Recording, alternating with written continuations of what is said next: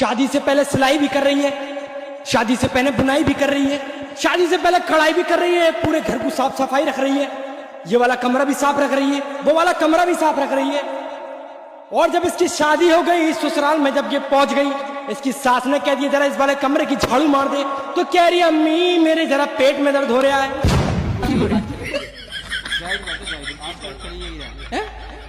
ससुराल में आके कोई काम ना कर रही है, अपने घर में तो बड़ा चमन बनाए फिर रही, कभी इधर वाले कमरे की सफाई, कभी उधर वाले कमरे की सफाई, कभी झाड़ू लगा रही है, कभी सिलाई कर रही है। वो तो ससुराल में आ गई तो पेट में दर्द हो रहा है।